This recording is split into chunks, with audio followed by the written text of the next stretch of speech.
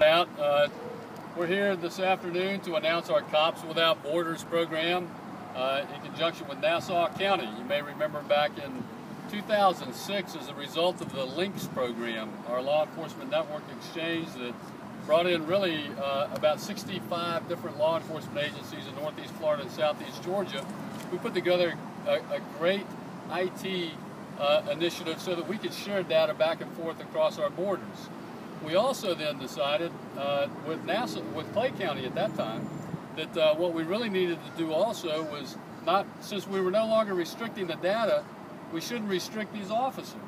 And so what we decided to do at that time was put together this Cops Without Borders program, which would allow our officers to chase the bad guys across the border, because they don't care about the borders, and we don't need to let them use that as a means to hamper our investigations. And so we're very proud to be partnering now with Nassau, who we also have borders with, obviously. And you know, we think this is going to help keep North Jacksonville safe, and Nassau County as well. I want to thank, on behalf of the Nassau County Sheriff's Office, Sheriff Rutherford, for working with us, for allowing us to partner with them to share information. Law enforcement agencies have to work with other agencies around our area now to get the job done. Sharing that information, not having to stop at the border, at the county line, and that line that sometimes criminal thinks they can pass will cross and they're safe. No longer that's the case. We'll be able to work with the Sheriff's Office in Jacksonville and arrest those bad guys that not only commit crimes in Nassau County but also in Jacksonville as well. So it makes all of our communities safer. Okay, a little off topic. I was watching the budget hearings yesterday. Seems like some money from the Journey, particularly ex-offenders, re-education seems to be getting slipped out. Are you worried that if we don't get more funding into the prevention programs and the other programs like for ex-offenders, that maybe we're going to start seeing more of a hike?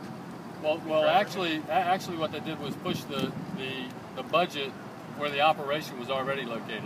The Jacksonville Sheriff's Office was already operating the Jacksonville Reentry Center. All they did was then place that money in my budget instead of running it through the Journey. It now goes directly into my budget. And again, you know, this Cops Without Borders is a program that we think is actually going to help us keep this community safer and save those dollars that are so critical to both of our counties.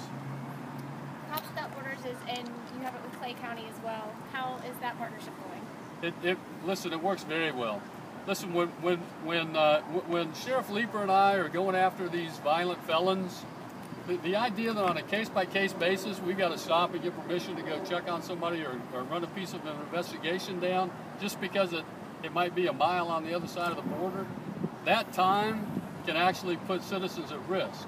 And so this Cops Without Borders really allows us to be more efficient, more effective, get those violent criminals off the street more quickly, and that is only saving lives. I think this will help, because we seem to like it'll help a rash of homicide, like the West Side last few weeks. How do you think this will help doing investigations like that? Well, Cops Without Borders is working fine over there, but the issue that you bring up about the violent crime that we're seeing now, overall violent crime is still down. Our overall crime is still down 4 or 5%. Lowest crime numbers we've had in over 40 years. But what we're seeing is a spike in murder, and as a result of us being short officers, this is also why Cops Without Borders is so important.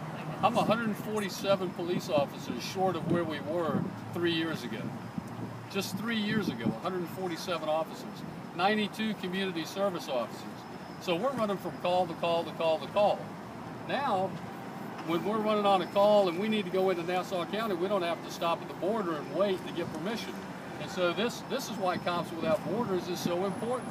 It allows us to fight these crimes and capture these criminals in a more timely and efficient manner.